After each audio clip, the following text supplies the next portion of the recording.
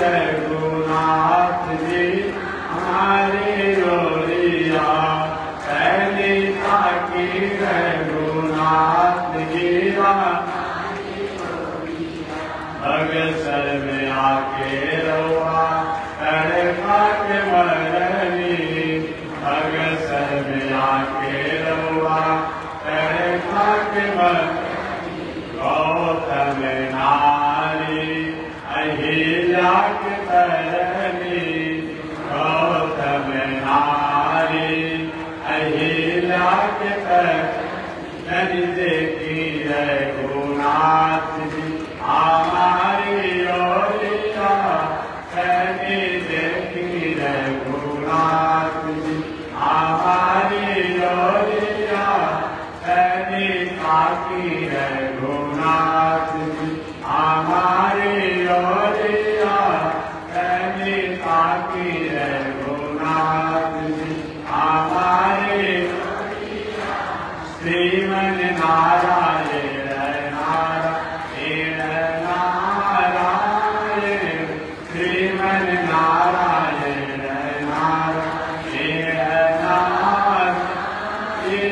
लक्ष्मी नारायण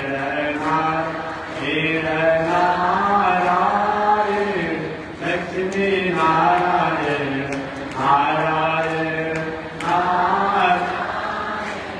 बोलिए लक्ष्मी नारायण भगवान की अनंताचार्य कृपया वेदांत हृदय भार्गम रामकृष्णा विशदभक्तम विश्वक्सेन मुनिमजे कासायम यज्ञ सूत्र सुरेन्द्रवज्रम दृढ़ं संसाराग्निप्रशंके मृतजलममलं दारुपात्रं पवित्रं श्रीविश्वक्सेन सूर्य फलकमलयुग श्रेयसे संश्रयामि लक्ष्मीनाथ समारंभा नाथयामुनिमध्यमा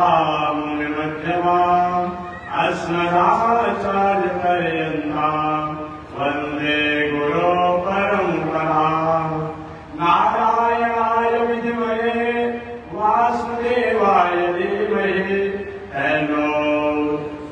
तन्नो विष्णु प्रचोदयात्। महालक्ष्म्यै च विद्महे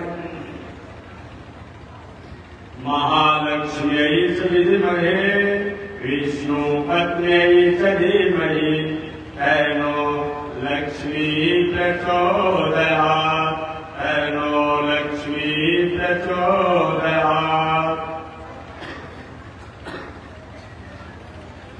परमाराध्य श्री लक्ष्मी नारायण भगवान नित्य वंदनीय पूज्य गुरुदेव श्री त्रिरंगी स्वामी जी महाराज के जीवन चरणों में कोटि भगवत भागवत आचार्य कई पारायण मानना।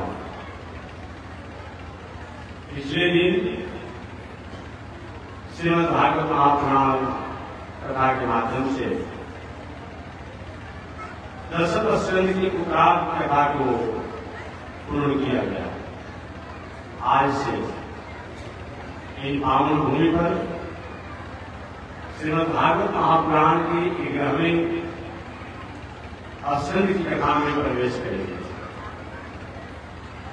श्रीमद् भागवत महापुराण का 11वां स्कंद जो है श्रीमद् भागवत स्वरूप भगवान श्रीमन नारायण का प्राण है, आत्मा है। हमारे शरीर में सभी इंद्रियों विद्यमान हो परंतु प्राण न रहे तो शरीर का कोई मतलब नहीं होता।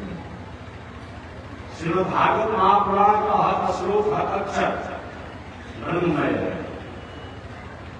ईश्वरमय है, भागवत में। लेकिन 11वां स्कंद है प्राण स्वरूप है, आत्मा स्वरूप है। जैसे कि मकान का हर पदार्थ तत्व रात्रि कहा जाता है। छड़ होता हो, सीमेंट होता हो, बालू होता हो, गिट्टी होता हो, मैंने जो कुछ भी मकान में लगा जाता है सबको मकान कहा जाता है, घर कहा जाता है। वास्तव छड़, गिट्टी, बालू, ईटा, सीमेंट, टाइल्स, मार्बल, जो कुछ भी है क्या वही मकान है। और उस मकान में रहने वाला कोई नहीं हो, उस मकान का कोई मतलब नहीं। हमारे शरीर में सभी तत्व है,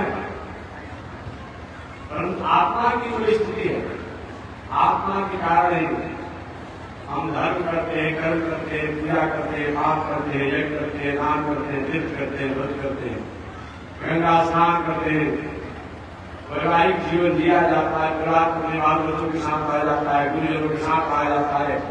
ये सबका कारण कौन है? आत्मा। और एक नहीं हो ये शरीर का कुछ कर नहीं पाते। श्रीमद् भागवत महापुराण में दशम भगवान श्री कृष्ण की वांग्मयी स्वरूप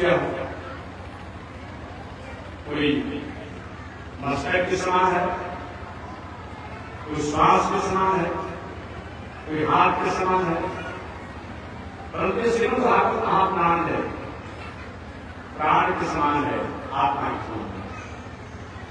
यह भागवत महापुराण 11वें संदेह ज्ञान और मुक्ति इन दोनों का सम्मिश्रण, दोनों को प्रतिपादित किया गया। ज्ञान भी होना, मुक्ति की भी साधना होना। अन्य दार्शनिक विचारों के ग्रंथों में ज्ञान की बात तो है, प्रकृति की बात है, प्राणियों की बात है, लेकिन परमात्मा की बात नहीं। इसीलिए उनके जो कई ग्रंथ हैं और ग्रंथ होने के बाद, शास्त्र होने के बाद निर्जीव माने जाते हैं। ऐसा शास्त्रीय परिपाटी है। इस ग्रंथों में, इस शास्त्र में ईश्वर के प्रति, ब्रह्म के प्रति, परमात्मा के प्रति, भगवान के प्रति कहीं अभिव्यक्त नहीं किया गया हो, लिखने द्वारा लिपिबद्ध नहीं किया गया हो, चाहे वो इतना भी बड़ा ग्रंथ क्यों न हो, वो निर्जीव की उदाहरण के रूप में चाहे नगरात्मी की बात आती हो या और भी नाम हमारा किसी का लेना बहुत अच्छा नहीं लगता है, ऐसे तो वही हो। पांडित्य को उन्होंने बहुत अपने आप को साबित किया, लेकिन पांडित्य का कोई मतलब नहीं है। पांडित्य तो होता है जब हम परमात्मा के प्रति हमारी स्थिति होती है, और जिस पांडित्य द्वारा परमात्मा शब्दों को, ईश्वर शब्दों को नकारा जाए, वो पांडित्य का कोई मतलब नहीं होता। ये नहीं हुआ, जो भी नई प्रकार के विचार में उनका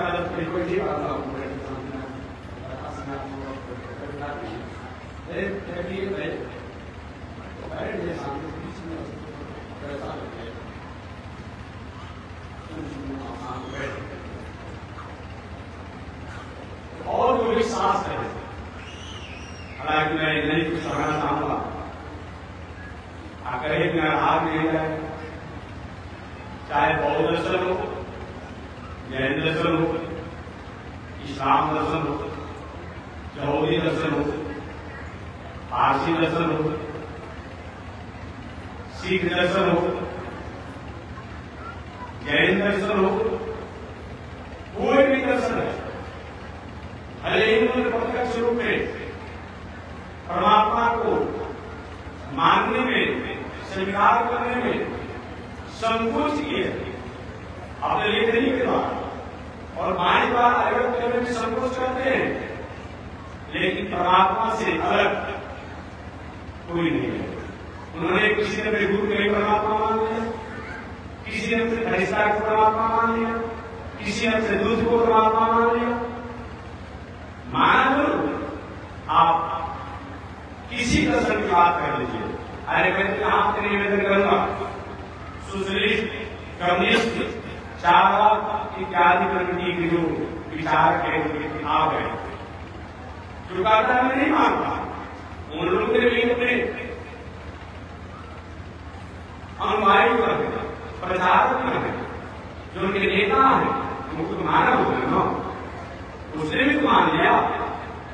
आप के अनुयायी, आपके नेता के मरने के बाद भी उनकी मुक्ति हो सकती है, उनका फोटो हो सकता है, और हम कहीं अपने आप जिसके द्वारा पूरी दुनिया बना रहा है, दुनिया को बनाने वाला है, उनकी अगर फोटो मूर्ति होगी, आपको किस बात की है? हम मंदिर में जाते हैं, तो स्तुति करते हैं, स्तुति में क्या पाते हैं? जो समाज के लिए, प्राणियों के लिए, जगत के लिए जो उपकार किया गया अपने कामों द्वारा, ईश्वर द्वारा, संत द्वारा, उन्हीं की स्तुति होती है। स्तुति में होता क्या है? नहीं होता है जो कभी न कभी राष्ट्र के लिए, समाज के लिए, प्राणियों के लिए, जगत के लिए उपकार किया है, उन उपकारों को हम अपनी भावना के द्वारा, अपने अभिव्यक्ति द्वारा, तो हम लेखनी आय से जो प्रतिपादित करते हैं, अभिव्यक्त करते हैं, एक स्तुति है। क्या एक सेल्फी है?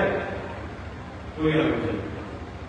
जो भी नास्तिक है, वे भी तो अपने कार्यों करते, उन्होंने ये किया, ये किया, ये किया, तो कोई व्यक्ति इस दुनिया में ईश्वर की सत्ता से नहीं अलग नहीं है।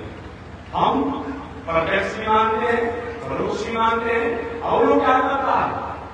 मानता है, लेकिन शुरू कर मानता है, संकुचित होकर भी मानता है, का अपना विचार। लेकिन दुनिया में कोई भी कहे ईश्वर की सत्ता से अलग नहीं है, और होने की बात ही नहीं है। ईश्वर की सत्ता से अगर अलग हो जाया जाए, ताकि इस पृथ्वी पर रहने का अधिकार ही नहीं बनता है। जिसे आपने जन्म लिया उसको माता कहने का अधिकार नहीं बनता है। जिससे आपका विवाह हुआ उसको पत्नी कहने का अधिकार ही नहीं बनता है। जो आपकी पत्नी और आपकी मर्यादा से जो संधि, उसको पुत्र कहने का अधिकार ही नहीं होता है। यह ईश्वर की सत्ता ही द्वारा तय किया गया है। ये तो ईश्वर की सत्ता द्वारा तय किया गया है। इसीलिए नहीं मानने की कोई बात ही नहीं है। नहीं मानने का मतलब इस संसार में किसी को रखने का कोई उचित नहीं होता। हमेशा मैं शब्दों को निमित्त करते रहता हूँ। एक अंग्रेजी जो है ज्ञान करने वाला, वो जो टिप्पणी करने वाला जो था, उसने लिखा कल किंग राइट एंड ब्यूटीफुल अल उसने भी इस बात को कहा, दुनिया में छोटे बड़े सुनहरे सबके जो कुछ भी चीज है सबको बनाने वाला वह गौड़ है, लौट है। नाम अलग अलग हो सकता है, कोई बात नहीं। एक ही व्यक्ति है, किसी के लिए पिता लगता है, किसी के लिए चाचा लगता है, किसी के लिए भाई का संबंध होता है, किसी के लिए शर्म हास्य भी होता है, फिर किसी के लिए शत्रु भी होता है, फिर किसी का और कोई संबंध होता है, व्यक्ति होता है। ठीक उसी प्रकार से नाम, गुण, रूप की अलग अलग स्थितियां हो सकती है, लेकिन परमात्मा जो है वो क्या है? वही दुनिया के नियमों को नियंत्रण है। भगवान श्रीनारायण साक्षात भागवत स्वरूप के संसार में वांग्मय रूप में आकर के और प्राणियों का उद्धार किया।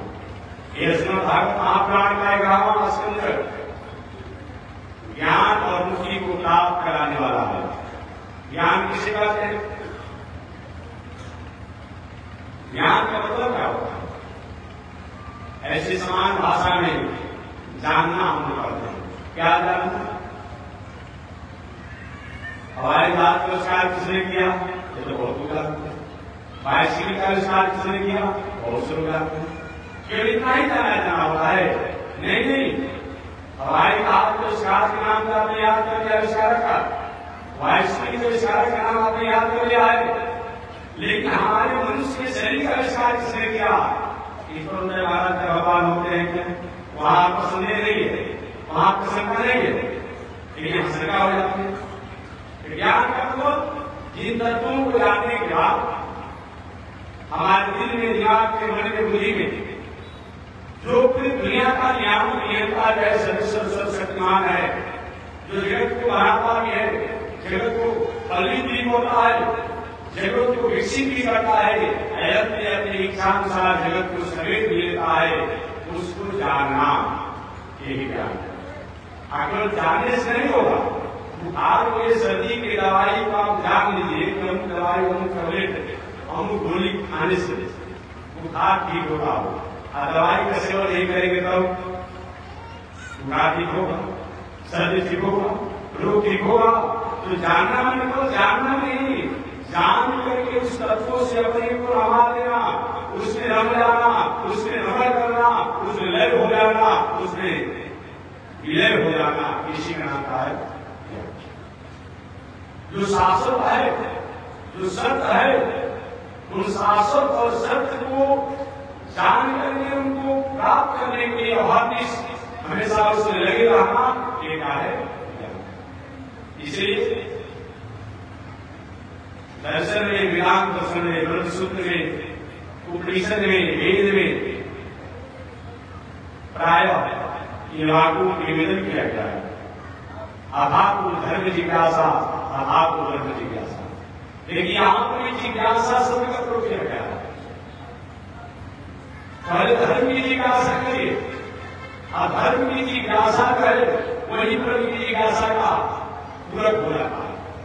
लेकिन आज क्या लोग करते हैं, पहले ही पर की जिज्ञासा करता है, धर्म की जिज्ञासा को छोड़ देता है। एक व्यक्ति ने कहा महात्मा जी आपको जो है ना ये पहला क्लास दूसरा क्लास का पढ़ाई है, केवी की पढ़ाई बताओ क्या होता है। क्या केवी की पढ़ाई हम लोग पढ़ते थे, ब्रह्म की बात करते हैं, आप प्रकृति और प्राणी की बात करते हैं, दुनिया की बात करते हैं, मंदिर में जाइए, पूजा कीजिए, जप कीजिए, दान कीजिए, वृत्त कीजिए, व्रत कीजिए, हम लोग ब्रह्म की केवल बात करते हैं। मैंने महान भाव से कहा कि देखिए पहला क्लास की अगर शिक्षा को, दूसरा क्लास की पढ़ाई को, अक्षर को किताब में से बहस नहीं करके इत्यादि जो भी होता है, और इत्यादि जो होता है, एबीसीडी जो होता है, उसको किताब से हटा दिया जाए, एबीसीडी जो होता है उसको हटा दिया जाए, तो सारा कागज के अलावा कुछ बचेगा। केवल हम एक को नहीं मानते किताब में हटा दीजिए, हम बी को नहीं मानते किताब में हटा दीजिए, हम सी को नहीं मानते हटा दीजिए। ऐसे बारी बारी से आप सभी हटा दीजिए, हटा दीजिए, क्या बचेगा? सारा कागज बच जाएगा। आप कब हटा दीजिए, कब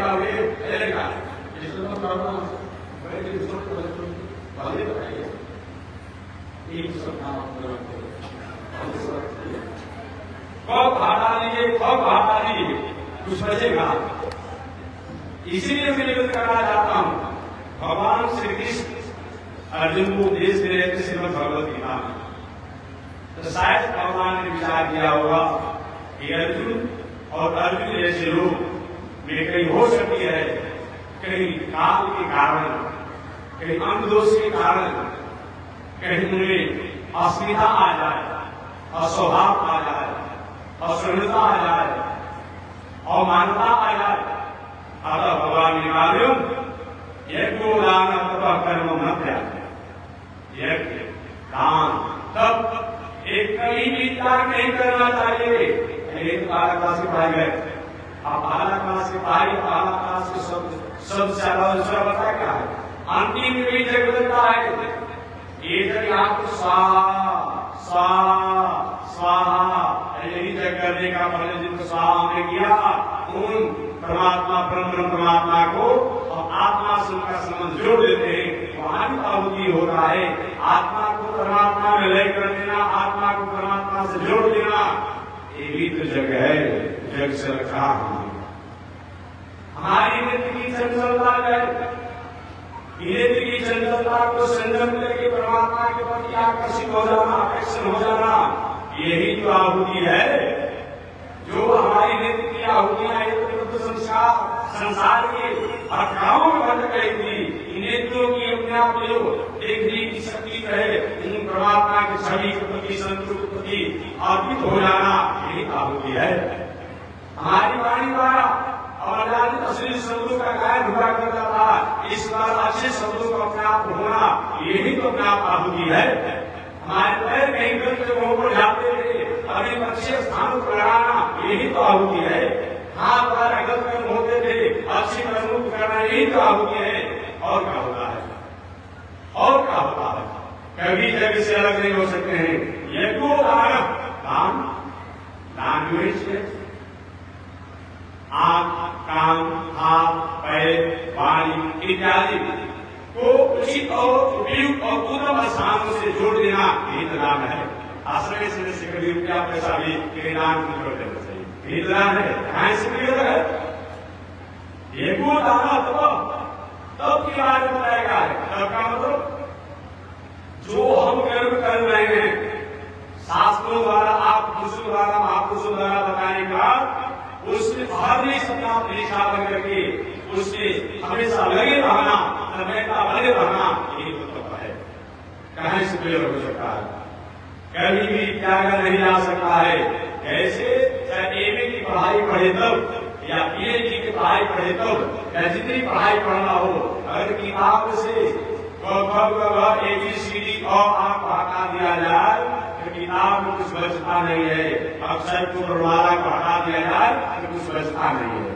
ठीक है, कहा का जो संयोग से शब्द बनता है, वाक्य बनता है, सेंटेंस बनता है, बड़े बड़े किताब हो जाते हैं।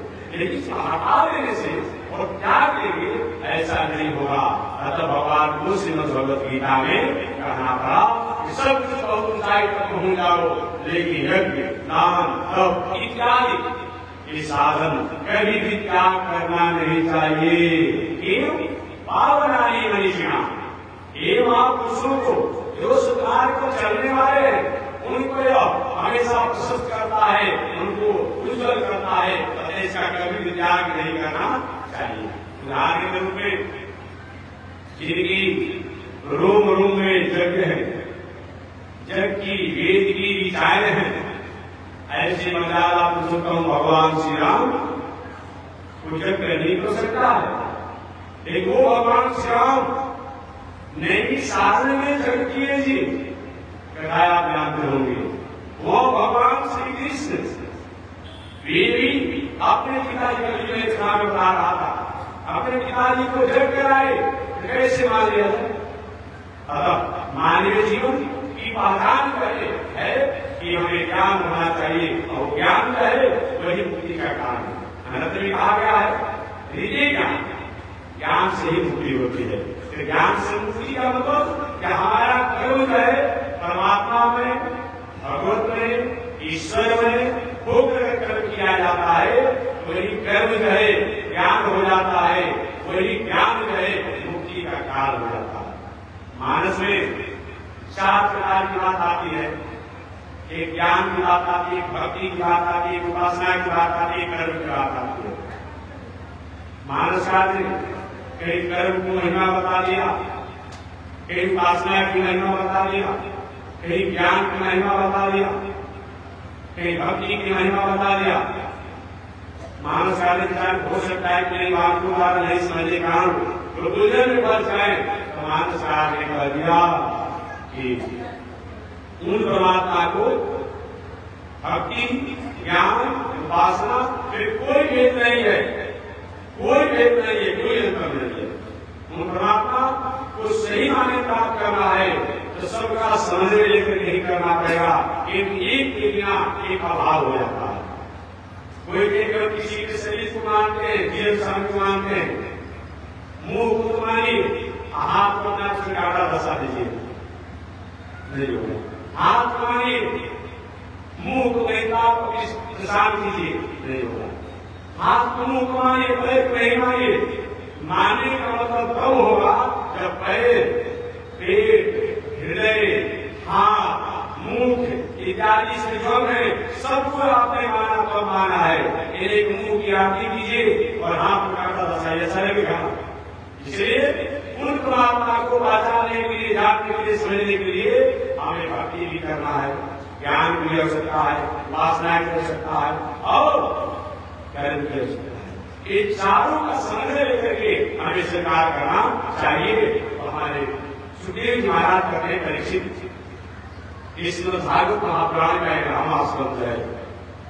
ज्ञान द्वारा मुक्ति की प्राप्ति। ज्ञान का मतलब जो सत्ता है, जो तत्व है, जो स्थिति है, जो कंडीशन है, जो स्टेटस है, उनको सजा करके, संवार करके और जीवन के प्रैक्टिकल में लेना, ऐसा हम करते हैं।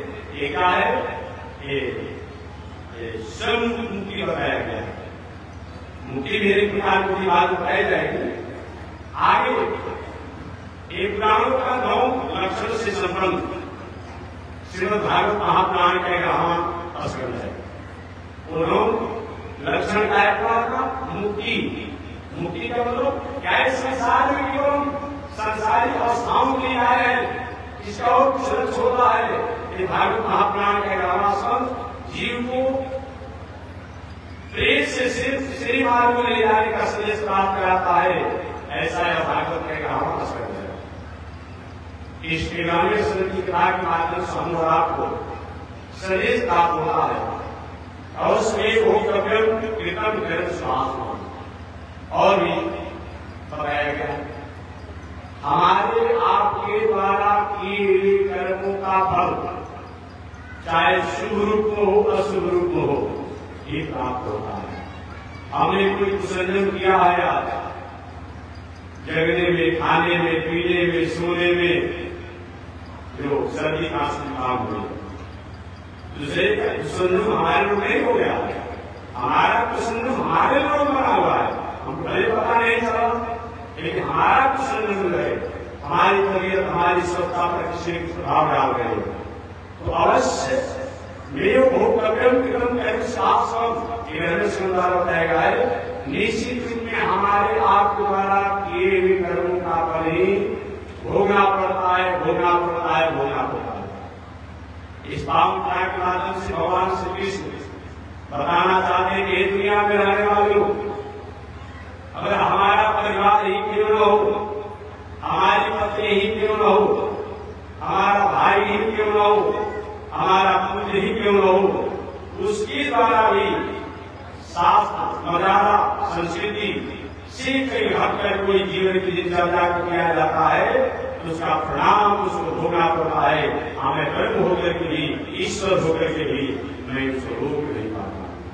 रुकना चाहे तो रोक सकते हैं, लेकिन रोक नहीं। यही एक हमें समझाया जाए। भगवान श्री कृष्ण 125 वर्ष की आयु व्यतीत कर चुके हैं। 11 वर्ष गोकुल, ब्रज, वृंदावन इत्यादि में रहते हुए, 14 वर्ष मथुरा में रहते हुए, 100 वर्ष द्वारिकापुरी में रहते हुए, कुल मिलाकर के 125 वर्ष भगवान श्री कृष्ण इस तरह बात करें। भगवान मन में विचार किए कि जितने जिसके पहले हालांकि यहाँ नहीं आता है, अनंत संहिता इत्यादि में संग्रहित किया गया। एक दिन के बाद भगवान श्री कृष्ण के पास आए और कहा, प्रभु मैं आपका सेवक हूं, मैं आपका दूत हूं। आप जितने समय के लिए संसार में आए थे उस समय लगभग पूरा हो गया है। आपकी मर्जी, आप अपने रूप में चलना चाहते हैं तो चलिए, नहीं चलना चाहते हैं तो आपके किसी के साथ। सेवक जो होता है स्वामी को आदेश नहीं देता है, याद दिलाता है। जो सेवक आदेश देता है तो सेवक नहीं। जब मैं आपका सेवक हूं, मैं आपका आदेश नहीं दे रहा हूं, मैं आपको याद दिला रहा हूं। जैसे कोई बहुत बड़ा अधिकारी होते हैं, उनके कर्मचारी ऑफिस वर्क करने का समय हो गया है, लगभग 5:30 मुझे 6 होने वाला है, लगभग 6 बज जाएगा और हमेशा ऑफिस 6 बजे जरूर होता है। आप ये पूछिए यही तो ऑफिस वर्क 6 बजे, ऐसा नहीं करेगा सेवक। जब रात में प्रभु रात आप ही के द्वारा बनाया हुआ, सब कुछ आप ही के द्वारा बनाया हुआ, इसलिए मैं नहीं कहूंगा कि आप जितने समय के लिए सारा धाम कराए थे वो समय कार्य मिल चुका है, आपकी इच्छा हो वह करिएगा। भगवान ने कहा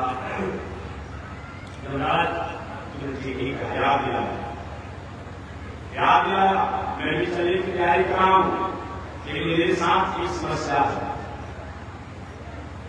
इस अपने परिवार को संवर्धन करने के लिए, संरक्षण करने के लिए मैंने मथुरा से जन्म लेते समय प्रति गोकुल आया, गोकुल से मथुरा आया, मथुरा से अनेक पहाड़ों का, वनों का यात्रा करते हुए समुद्र के बीच में द्वारिकापुरी में आया, केवल अपने परिवार के लोगों के लिए। लेकिन मेरा परिवार आज अपने मार्गों से भटक चुका है। मेरे समझाने के बाद भी मेरा परिवार सतपथ और समाज को चलने के लिए संकल्प नहीं है। मैं अभी प्रयास कर रहा हूं, हो सकता है मेरा परिवार कहीं सतपथ पर अग्रसर हो जाए और उसके बाद में अपने लोग में जाने की तैयारी में प्रभु जैसे एक बार मैंने कहा कि दुनिया में किसी को होती नहीं है, ये संसार को किसी को होते नहीं, ये संसार किसी का नहीं है। कभी भी ये दुनिया के लोगों ने किसी को नहीं छोड़ा तो हमारा को छोड़ेगा। आपने महाभारत पढ़ा हो, भागवत का भी कुछ पहले मैंने नजर किया था। भगवान श्री कृष्ण जो संरक्षक मणि चोरी नहीं किए थे, अब उन पर संरक्षक मणि का चोरी लगा दिया। थोड़ा उन्होंने जो द्वारिकापुरी में पूरे स्वर्णमय द्वारिकापुरी और उस द्वारिका नाम को संरक्षक मणि का चोरी का अपने आप में कलंक लगा दिया। दुनिया कब बदल जाएगी, समाज कब बदल जाएगा। हमें जो संरक्षक मणि जब प्राप्त हो गया दामोदर जी की लाली बेटी के यहाँ, तो ही दुनिया पलट गई। बताओ, ये बोल ही नहीं सकती किसी दूसरे को कलंक लगाया। भला जीत गायिका जिसके पास वहां संपत्ति में हो और लोग किसी को सेवन करा दे, जो अपने आप लोगों का पढ़ाव कर रहा था वो इस परिवार को सस्ती भी कर रहा है। यही दुनिया है, इसको कभी आप रोक नहीं सकते। नेताजी के नाम को बता सुनिए, सारे लोगों ने मिलकर क्या किया महाराज। और तुलाधस वंशज लंकेश रावण का अत्याचार की अंतिम सीमा हो रही है। अब हम नेताओं के पास कोई विश्वास का, धैर्य का अब गांठ नहीं रख गया, विवाद नहीं रख गया। अब हम अपने आप में कायम हो रहे प्रभु और आपकी कार्य करेंगे। भगवान श्री राम आए, आने के बाद जो अयोध्या के राजमहलों में पराग के मार्गों पर चलने वाले, जो मार्ग पराग से संपन्न हो, ऐसे पुष्प के पराग जिस मार्ग को बीच में चलने वाले राम को जंगल की आग पकड़नी पड़ी, सीता को जंगल की आग पकड़ना पड़ा। चक्र के अनुसार लोक शिक्षा सीता लंकेश रावण को यहां पहुंचे। वापस लौट करके भगवान श्री राम सीता जी को आए। जो परीक्षा का मार्ग होता, उन परीक्षा के सभी मार्गों को पूरा करते हुए भगवान श्री राम सीता जी को लेकर के आ गए अयोध्या में। अयोध्या के एक प्रजा जिन्हें अमृत पा दिया लोग आपको आता आप जानते हो बताना बहुत नहीं है। जबकि मैं निवेदन करना चाहता हूं, उस राजतंत्र में प्रजा की कोई लोकापवाद का कोई मतलब नहीं होता, उसमें राजतंत्र था जिसमें बात है। लेकिन भगवान श्री राम ने कैसे जो राजतंत्र में प्रजातंत्र की स्थापना किया, आज प्रजातंत्र में राजतंत्र हो गया। एक बार कोई किसी बात का कोई सदस्य बन जा रहा है तो सोचता है कि साथ में हमारा नाती पर नाती से प्रजातंत्र है, दूसरा परिवार के सदस्य मत बने। ये क्या है? ये डेमोक्रेसी है? ये डेमोक्रेसी है? नहीं नहीं नहीं, ये डेमोक्रेसी नहीं है, ये प्रजातंत्र नहीं है, ये राजतंत्र है जी। हम काम न करें फिर ये बने रहे। राजतंत्र का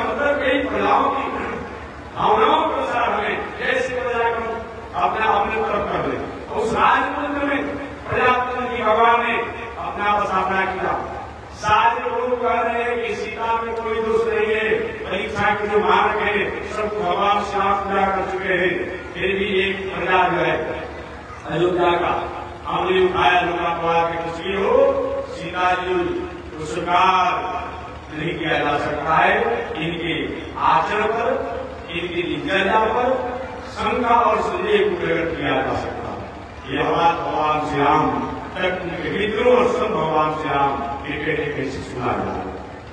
भगवान श्री राम ने क्या किया, एक लोकापवाद, एक अविश्वास प्रस्ताव को उन्मूलन करने के लिए सीता जी की परीक्षा ली और उस परीक्षा के माध्यम से सीता जी उज्जवल और प्रशस्त हुई।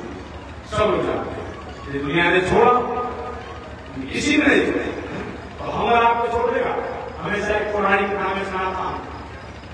एक बार एक राजा घोड़े पर सवार होकर किनारे, रानी साहिबा ने कहा, महाराज हमेशा तो आप अकेले चले जाते हैं, हमारी इच्छा है थोड़ा रात को भ्रमण करने की।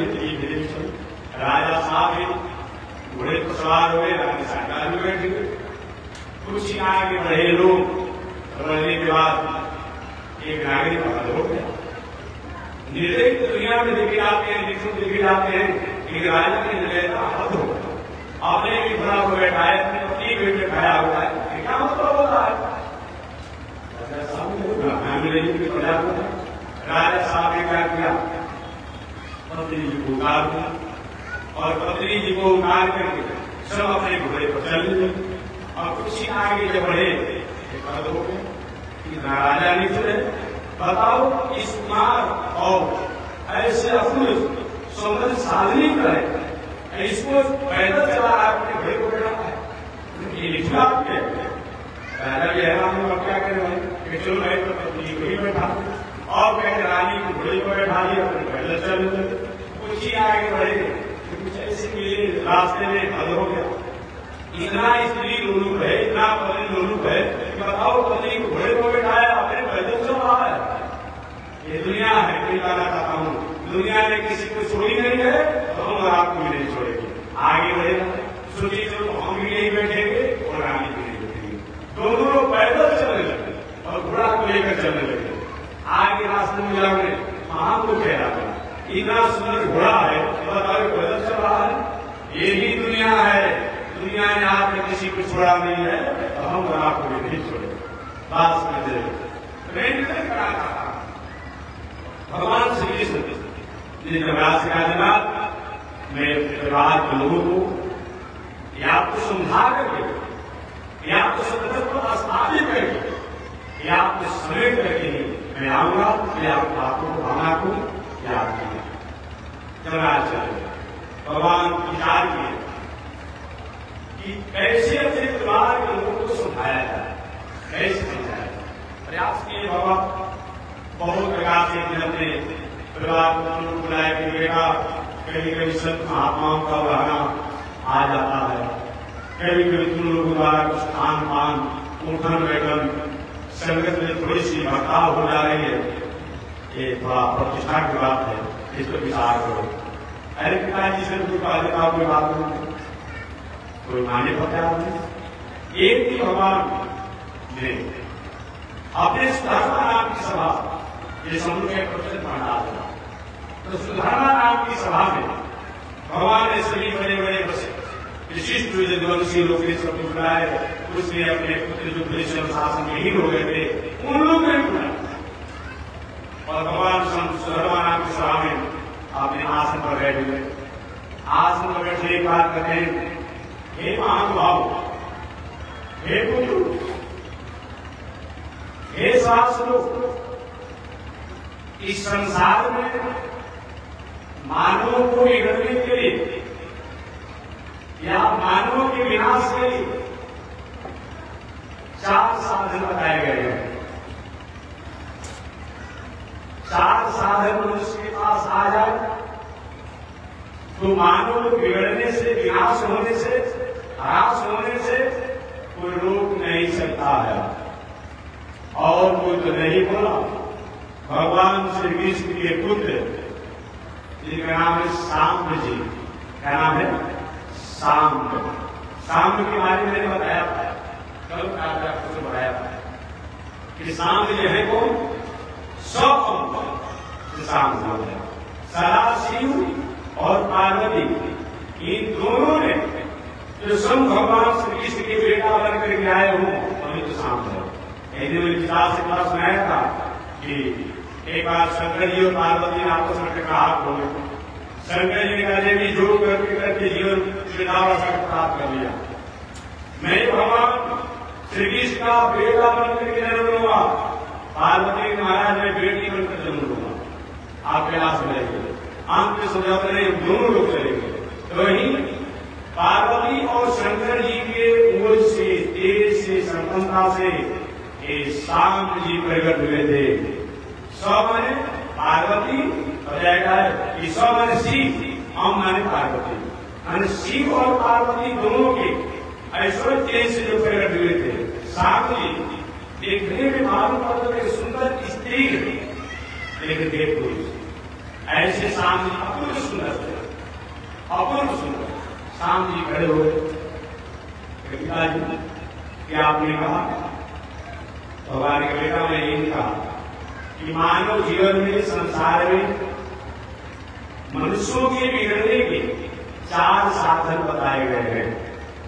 वह 4 साधन जिसके पास आ जाए, हम 4 साधन में एक ही साधन अगर आ जाए तो मनुष्य को बिगड़ने से, भटकने से, विनाश होने से तो रोक नहीं सकता है। सामने का पिताजी 4 साधन कौन कौन है बता दीजिए।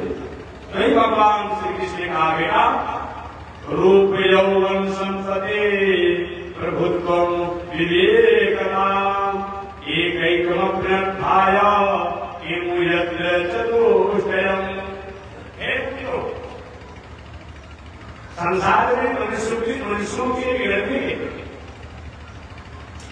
4 साधन बताए गए हैं। उन 4 साधन में एक ही साधन हर किसी को बिगड़ने की संभावना बन सकती है। और 4 साधन रहा हो उस व्यक्ति को तो बिगड़ने से कोई रोक नहीं सकता है। पिताजी को कौन कौन साधन है जिसके कारण मनुष्य बिगड़ जाता है? तो सबसे प्रथम रूप, सुंदर रूप का होना, ये भी बिगड़ने की संभावना है। पेंटिंग सेंटिंग मत करिए, उचारा उचारा मत लीजिए। बिगड़ने की थोड़ा ठीक लग रही, नहीं लग रही, क्या हो रहा है तो थोड़ा सा इसका एक भी गाली खोल दीजिए सर दीजिए। थोड़ी भी कहा नहीं कभी मध्यम व्यवस्था कराना चाहिए। रोग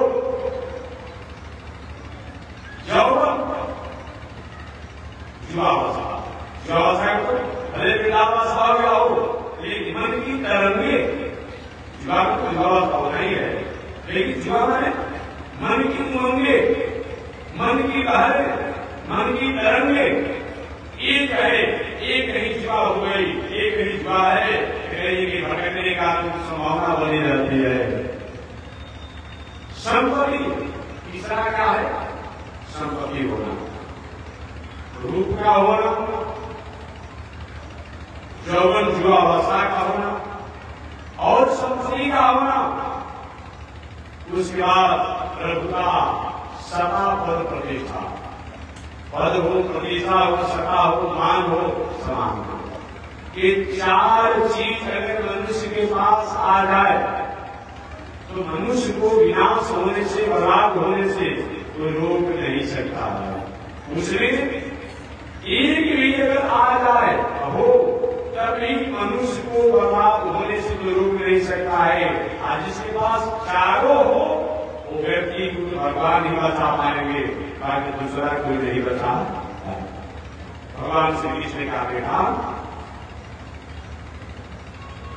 तुम द्वारिका वासियों को धन की कमी है, धन तो इतना है कि कुएं भी आते हैं तो लज्जित हो जाते हैं।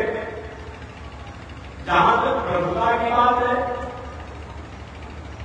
ऐसा प्रभुता है, ऐसा प्रतिष्ठा समान है कि ब्रह्मा भी आते हैं, यहाँ के कर्मचारी से पुण्य प्राप्त भय लगता है।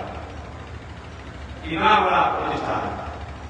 जहां तक जवानी की बात है, घर के दो चार सलाम में हफ्ते इकट्ठे हो जाते हैं, गांव को रोते चलते हैं। आप परिवार इतना बड़ा भगवान श्री कृष्ण का एक दिन मैंने बताया था जगत संहिता के अनुसार कि भगवान श्री कृष्ण के 16,108 विवाह हुए। तो 16,108 विवाह में हर पत्नियों से 10-10 को संतान आइए को कर दिया। तो गुना कर लीजिए तो शरणार्थी शरणार्थी शरणार्थी जो होता है वो एक बात हो गई। चलिए और मेरे संख्या की बात कर रहे, मेरे संख्या की बात नहीं देखो।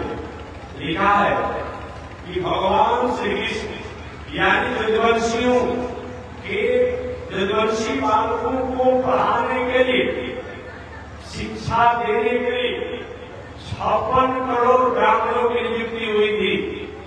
बात समझ लिया जाएगा, 56 करोड़ ब्राह्मणों की नियुक्ति हुई थी और एक ब्राह्मण पर 10 यदुवंशी बालकों को अपना पढ़ने की व्यवस्था किया गया था।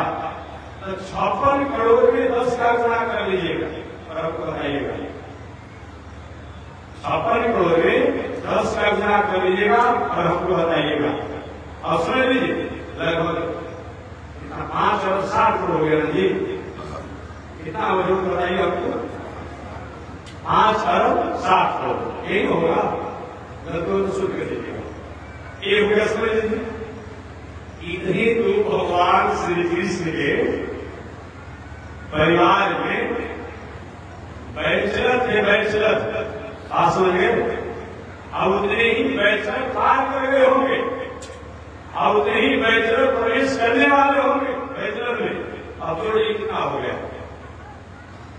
पंक्तियां 15 अच्छा 18 जोड़ लीजिएगा, मैंने 16 अरब 80 करोड़ हो गया ना।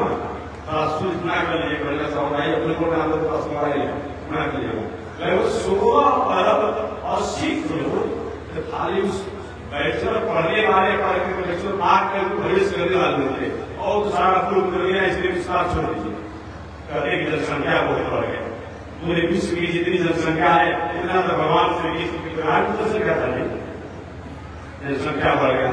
जनसंख्या भाग नहीं गए, भाग वह है जो कि हम अपनी नैतिकता से, वैधता से, संस्कार से, संस्कृति से एक भटक करके जीवन जीते हैं।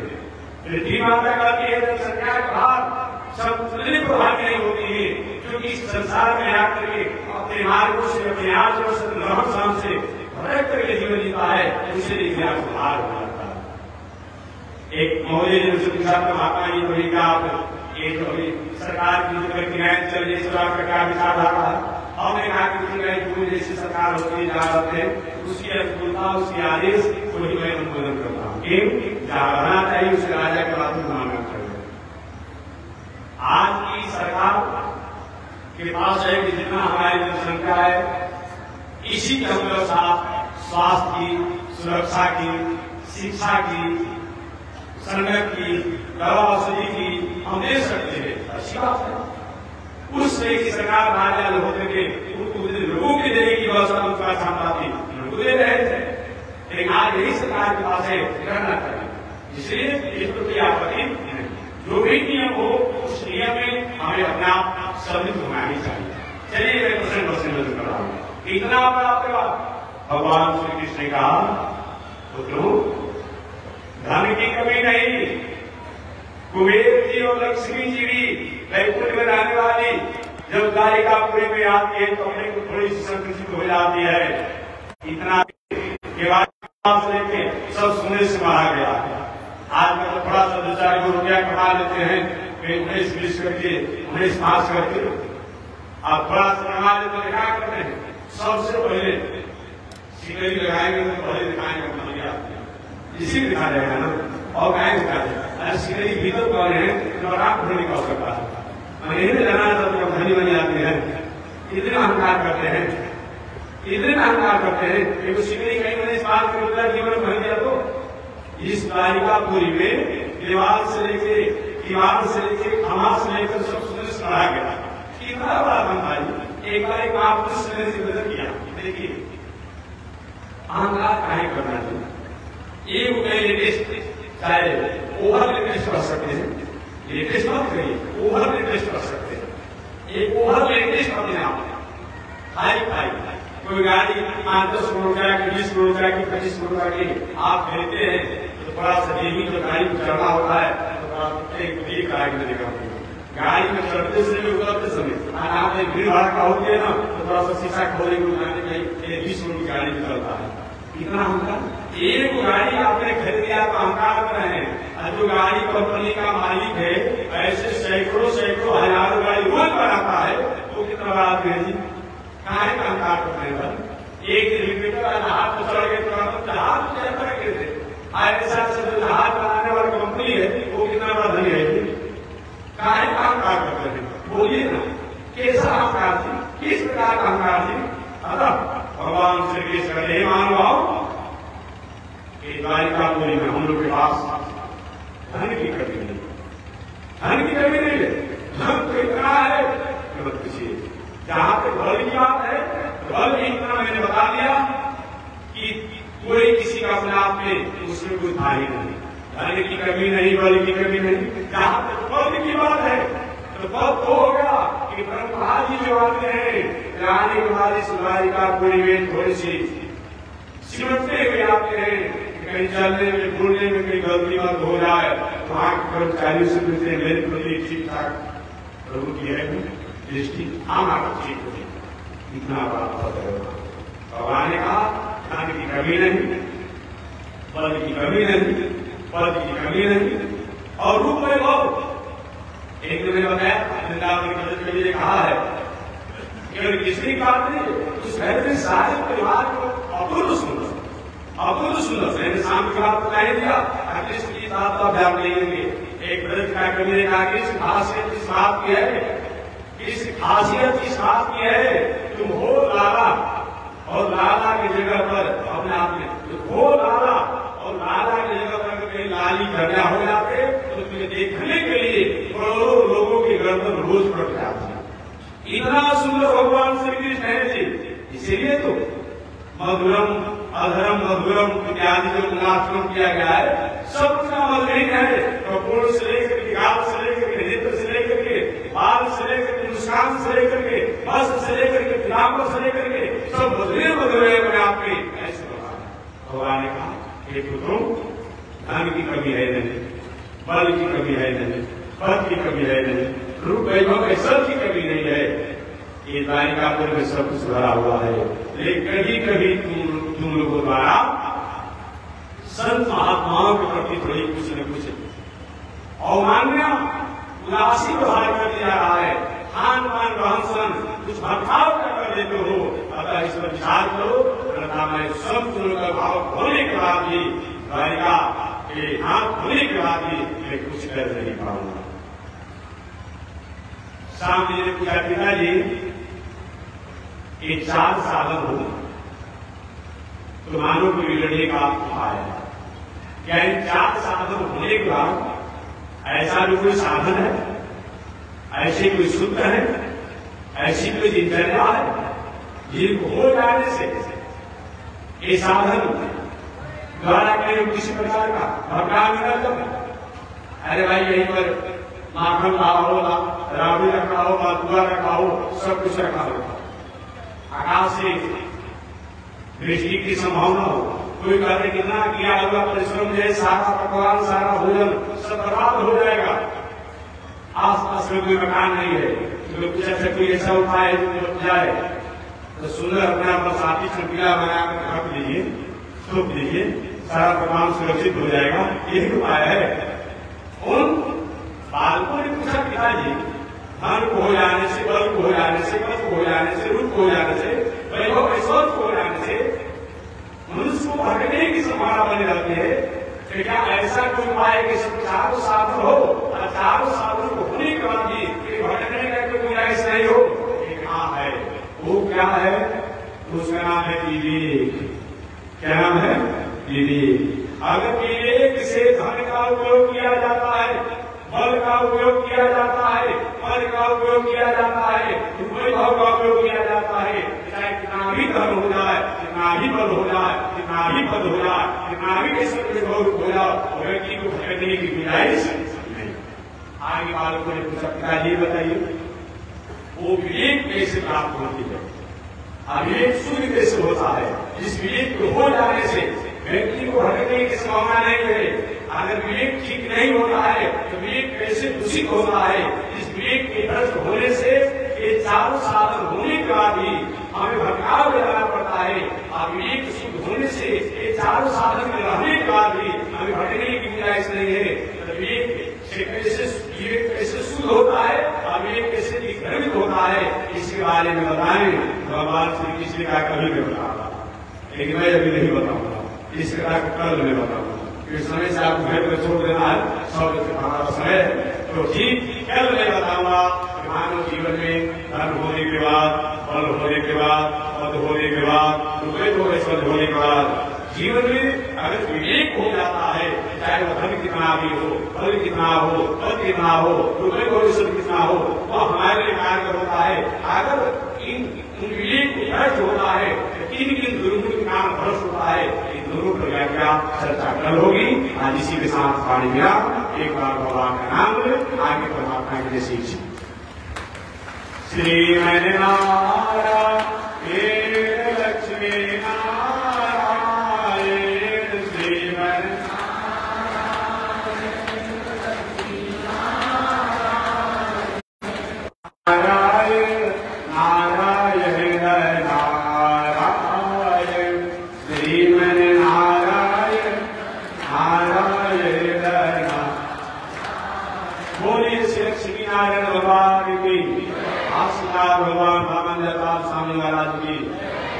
जगदाधार श्री रंजीत स्वामी महाराज की, बंशीधर भगवान की। हरिओम। शांति शांति शांति। तो बहुत कुछ नहीं बताना है, बहुत दिनों से बताते चले आ रहे हैं। 23 तारीख को श्री लक्ष्मी नारायण महायज्ञ की यात्रा है। आप सभी लोग प्रदेशवासी, जिलावासी, क्षेत्रवासी, गांव सभी वासी जो भी हो, जो श्री लक्ष्मी नारायण महायज्ञ की यात्रा में कलश में सम्मिलित होना चाहते हो, अपने घर से सुंदर साफ सुथरा वस्त्र पहन लेंगे और कलश अपने द्वारा व्यवसाय कर लेंगे और कलश की यात्रा में आप सम्मिलित हो सकते हैं। जो यजमान करने वाले जो भी लोग हैं, जिसमें कमेटी द्वारा बनाया गया, जैसे जिनको जैसा हो उसके अनुसार ये सीधा छोड़ करके गर्दन से करके बालों को बना लेंगे, वस्त्र थोड़ा अपने अनुसार साफ सुथरा शुद्ध व्यवसाय कर लेंगे और कमेटी द्वारा थोड़ा सा अपने को संकेत दे लेंगे क्या करना है।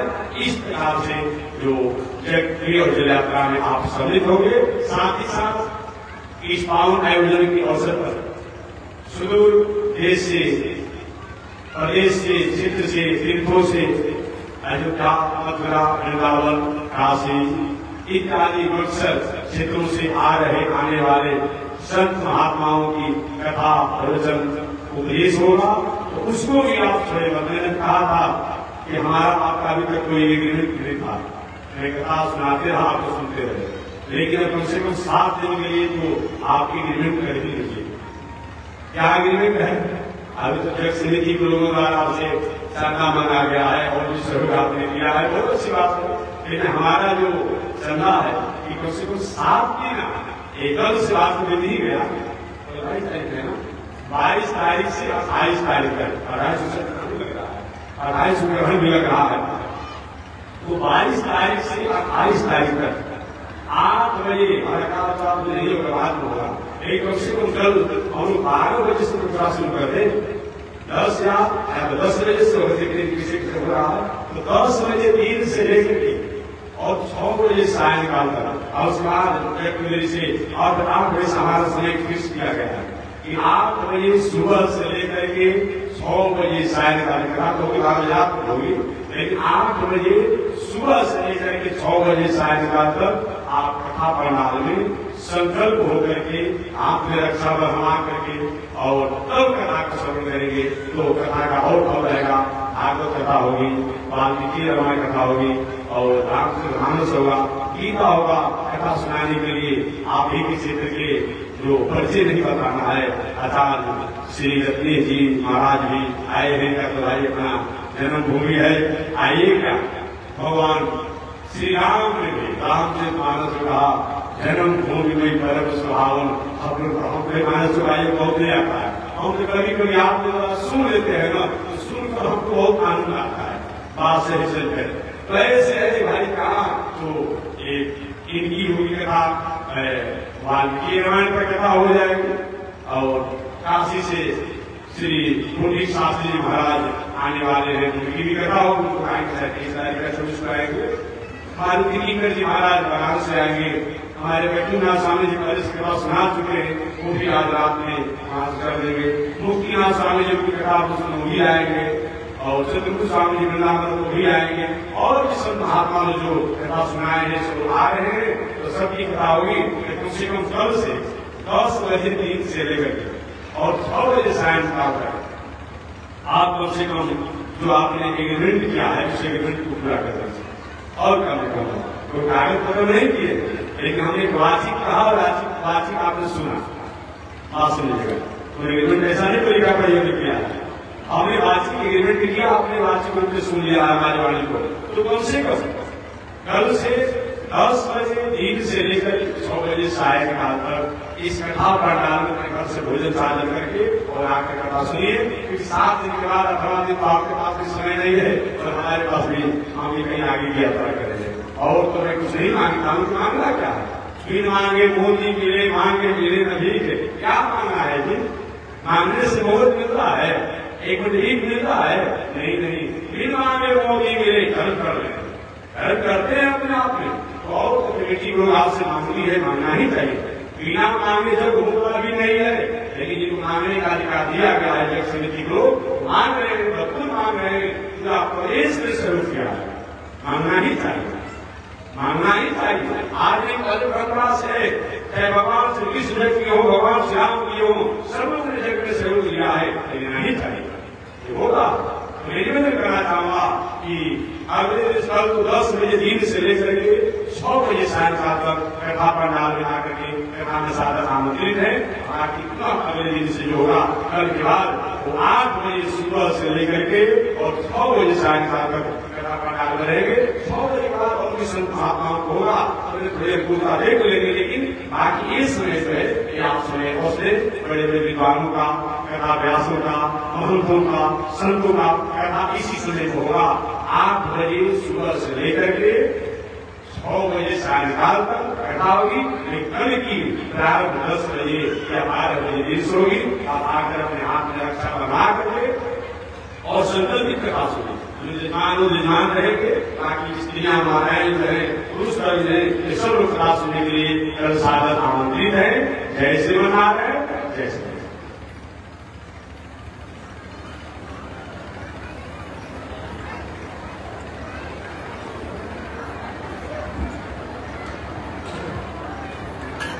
आप बैठे रहते, आज स्वामी कहती नहीं है, आप ही कर दो, क्योंकि बहुत दिनों से जो कह रहे महाराज किस तरह पहले आपने सुनाया करते थे स्वामी जी तो समय नहीं लग गया है, लेकिन आज किसी कहे जो काम हिंदी में सुनाएगा आप बैठा हुआ है हिंदी में, मैं पहले जगह की होती उसको सुना बार आप जाएगा।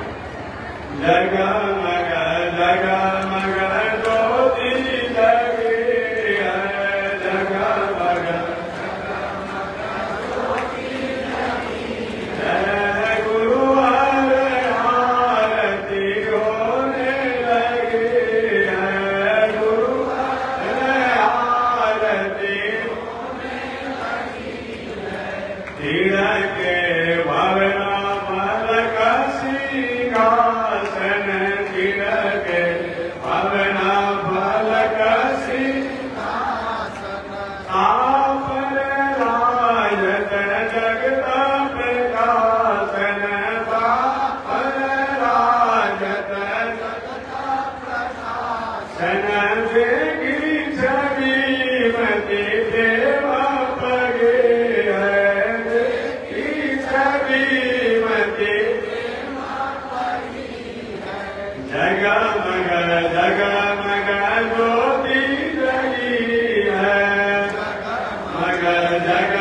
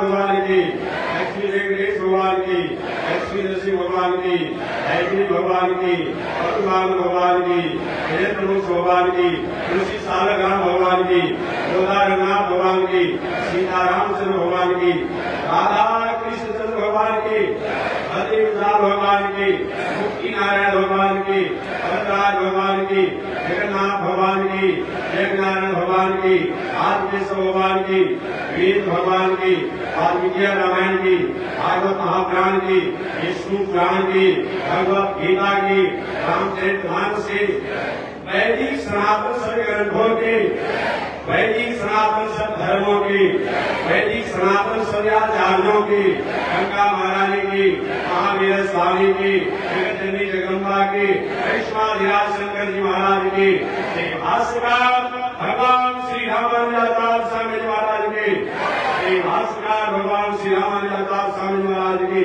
श्री प्रतिपाद भेदाचार्य स्वामी महाराज की, अंताचार्य गांधी स्वामी महाराज की, परमाचार्य रामकृष्णाचार्य स्वामी महाराज की, विश्ववल जगदाचार्य श्रीमद विश्व सेनाचार्य अस्मदाचार्य पूज्य गुरुदेव श्री तिरंगी स्वामी जी महाराज की, श्री तिरंगी स्वामी जी महाराज की, वामनाश्रम सिद्धाश्रम चरित्र भक्सर या धाम की, जगतजननी जगदम्बा श्री महालक्ष्मी माता की, श्री बंशीधर भगवान की, पावन धाम के, पावन धाम के, पावन स्थल के, पावन महामहोत्सव के, पावन महामहोत्सव के, जय जय श्री सीताराम, जय जय श्री राधेश्याम, जय जय श्री श्रीमन नारायण, जय जय श्री भास्कर, जय जय श्री रामानुजाचार्य, जय जय श्री रामानुजाचार्य। हरि ओम। शांति शांति।